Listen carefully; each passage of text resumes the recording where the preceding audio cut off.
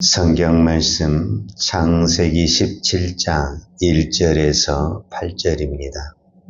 아브라함이 99세 때에 여호와께서 아브라함에게 나타나서 그에게 이르시되 나는 전능한 하나님이라. 너는 내 앞에서 행하여 완전하라. 내가 내 언약을 나와 너 사이에 두어 너를 크게 번성하게 하리라 하시니 아브라함이 엎드렸더니 하나님이 또 그에게 말씀하여 이르시되 보라 내 언약이 너와 함께 있으니 너는 여러 민족의 아버지가 될지라. 이제후로는 내 이름을 아브라함이라 하지 아니하고 아브라함이라 하리니 이는 내가 너를 여러 민족의 아버지가 되게 함이니라. 내가 너로 심히 번성하게 하리니 내가 내게서 민족들이 나게 하며 왕들이 내게로부터 나오리라. 내가 내 언약을 나와 너 및 대대 후손 사이에 세워서 영원한 언약을 삼고 너와 내 후손의 하나님이 되리라. 내가 너와 내 후손에게 내가 거류하는 이 땅 곧 가나안 온 땅을 주어 영원한 기업이 되게 하고 나는 그들의 하나님이 되리라. 아멘. 네, 오늘 우리가 창세기 17장 1절을 보았는데 창세기 17장 1절에 아브라함이 99세 때에 여호와께서 아브라함에게 나타났다 이렇게 성경이 기록하고 있잖아요. 그런데 16장 마지막 절이 16절인데 하갈이 아브라함에게 이스마엘을 낳았을 때 아브라함이 86세였더라 그랬어요. 그러니까 우리는 지금 16장, 17장을 그냥 바로 넘어갔지만 16장과 17장의 그 사이는 13년이라는 공백 기간이 생기게 되었다라는 것을 볼 수가 있죠. 제가 왜 이야기를 하냐 하면 제가 이 지금 창세기를 보면서 아브라함의 시간표와 하나님의 시간표가 다르다라는 것을 보게 됩니다. 즉 그 말은 오늘 우리의 시간표와 하나님의 시간표는 다르다라는 거예요. 그런데 대부분의 우리는 하나님의 시간표에 움직이고 생각하기보다는 내 시간표에 움직이고 생각하다. 그러다가 하나님의 뜻을 놓치고 믿음이 아닌 인간의 방법이나 세상의 방법을 따르게 된다라는 것을 볼 수가 있습니다. 우리가 창세기 12장에서 하나님이 아브라함을 부를 때 그때 아브라함의 나이가 75세입니다. 그런데 그때 하나님이 아브라함에게 약속을 하고 언약을 합니다. 너는 너의 본토 친척 아비의 집을 떠나라. 내가 너로 큰 민족이 되게 할 것이다. 아브라함은 그 말씀을 믿었어요. 믿었으니까 우리로 맞이하면은 자기 고향을 떠나 하나님의 약속한 땅으로 갔어요. 자, 우리가 믿었을 때는 반드시 무엇을 기대하냐면 응답을 기대하게 되어 있습니다. 오늘 또 내가 믿음으로 기도하잖아요. 그 응답이 오늘 올까 내일 올까 우리 그렇게 기대를 하잖아요. 아브라함도 그런 기대와 어떤 그런 소망을 가지고 약속의 말씀을 따랐어요. 1년이 지나 3년이 지나 아무런 변화가 없어요. 이제 그러는 과정 속에서 본인은 점점점 늙어가게 되는 어떤 그런 신체적인 변화를 보게 되죠. 그랬을 때 이제 하나님의 시간에 우리가 초점을 맞추기보다는 내 시간에 초점을 맞추게 되는 거죠. 그래서 이제 아브라함은 어떤 생각을 하게 되냐면 이제 아브라함의 생각과 사라의 생각이 나오게 되는데, 첫 번째로 아브라함의 생각은 내 몸에서는 아기가 태어날 것 같지가 않다. 그래서 자기의 몸종이라고 말할 수 있는 엘리에셀이 나의 후계자가 돼야 되겠구나. 이게 이제 창세기 15장에 나온 아브라함의 생각이에요. 그런데 사라는 10년이 지나면서 여인으로서 아기를 낳을 수 없다라는 이 신체적인 것을 발견하게 되죠. 어떤 부분에서는 이제 10년이라는 시간도 기다렸고, 또 내 몸에서는 아기도 태어날 수도 없다라는 것을 깨달은 사라는 이제 내 여정을 통해서 아기를 낳아야 되겠다. 이제 그 아기가 바로 하가를 통해서 낳은 이스마엘이죠. 그때가 10년 후입니다. 10년 후. 그러니까 제가 오늘 창세기 17장 1절과 16장 마지막 절 16절을 읽으면서 이 시간차가 난다고 그랬잖아요. 그러니까 성경에서는 말씀을 안 하셨지만 하나님이 의도적으로 지금 아브라함은 하가를 통해서 이스마엘을 낳아가지고 잘 자라고 있습니다. 오늘 우리로 말하자면은 이제 이 애가 나의 후손이다. 어찌됐든 이스마엘은 아브라함의 몸에서 낳은 것은 맞는 거잖아요. 그러니까 이스마엘이 이제 나의 후손이다 생각하고 오늘 우리식으로 표현하자면 행복하게 잘 살고 있었습니다. 그런데 어느 날 하나님이 딱 나타나서 그 애는 내가 약속한 아들이 아니다. 네 아내 사라가 아들을, 난 아들이 약속의 아들이다. 이렇게 이야기를 하는 거예요. 어떤 부분에서는 이 행복한 가정에 하나님의 말씀으로 인해서 또 한 번 가정에 분란이 일어나고 큰 파장이 일어나는 하나님의 말씀이 되었다라고 우리가 생각할 수가 있죠. 자, 그러면 이것이 궁극적으로 무엇의 문제에 있었냐? 제가 전체적으로 성경을 보면서 하나님이 아브라함을 75세에 부를 때 하나님은 이미 아브라함에게 몇 세에 아기를 주어야 되겠다라는 그런 계획과 그런 뜻이 있었다라는 거죠. 왜 그러냐면은 그러니까 99세에 의도적으로 나타나서 100세의 아기를 딱 낳을 수 있는 어떤 하나님의 계획이 드러났잖아요. 그러면은 아브라함은 어떤 부분에서는 100세까지 기다려야 되는 거잖아요, 사실은. 하나님의 뜻이 100세니까. 그런데 아브라함의 시간표는 내가 10년을 기다린 게 엄청 기다리는 거죠, 사실은. 그러니까 아브라함의 시간표는 10년에서 머물러 있고 하나님의 시간표는 75세에서 100세까지니까 약 25년 후에 하나님의 뜻이 이루어지는 걸로 우리가 볼 수가 있잖아요. 그러면은 어떤 부분에서는 약 15년의 차이인데, 그러니까 결론적으로 하나님과 아브라함의 시간표는 엄청난 차이를 가지고 있었다라는 거죠. 이 시간표의 차이로 말미암아 생각과 방법과 모든 것들이 다 뒤틀려졌다라는 거예요.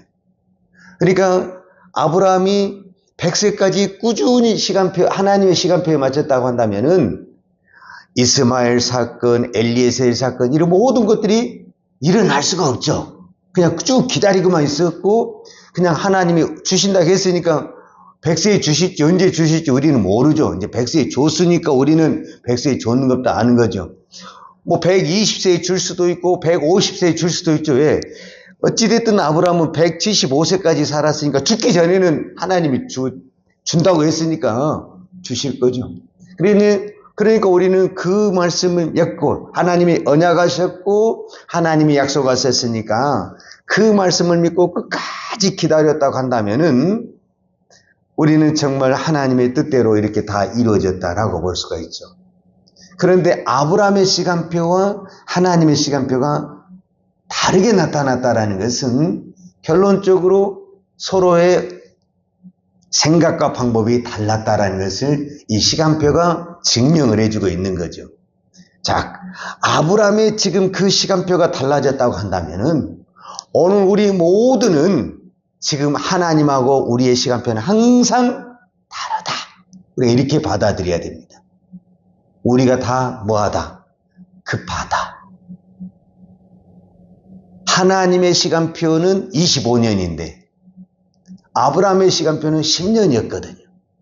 그럼 이렇게 시간표가 많이 차이 나면은 그 차이 난 만큼 우리의 믿음은 엄청난 차이를 만들게 된다. 이게 오늘 아브라함의 그 나이의 그 계산 속에서 나타나는 현상이다라고 볼 수가 있죠. 자, 그러면은 하나님이 아브라함에게 나타나서 첫 번째 한 말이 뭐냐? 이 말을 오늘 우리가 꼭 기억을 해야 되는데 창세기 17장 1절에 아브라함이 99세 때, 자, 아브라함이 99세 때라는 것을 여기서 의도적으로 이 나이를 강조하고 있죠. 이 나이는 아브라함이 생각하기도 사라가 생각하기도 생각 속에서 육체의 모든 기능 속에서 뭐 할 수 없다. 아기를 낳을 수 없다. 이게 이제 전제가 되는 거예요. 그러니까 하나님은 언제까지 기다려야 되냐면은 아브라함과 사라가 인간적으로 아기를 전혀 낳을 수 없을 때까지, 그래서 하나님의 전적인 능력으로 아기를 낳을 수 있을 때까지 하나님은 뒷짐지고 기다리고 있었다. 우리가 이렇게 볼 수가 있죠. 그리고 그들이 어떤 방법을 써도 그건 아니다. 너희들은 그건 아니다. 그러면서 아브라함에게 99세 때 여호와께서 아브라함에게 나타나 그에게 이르시되, 아브라함에게 나타난 하나님의 첫 번째 말이 뭐냐면 나는 전능한 하나님이다. 이 말은 무슨 말입니까? 나는, 너는 못해도 나는 할 수 있다. 이 전능하다라는 말이 무슨 말이냐면은 불가능이 없다. 그리고 이제 좀 더 구체적으로 해석을 하면은 뭐뭐하기에 충분하다.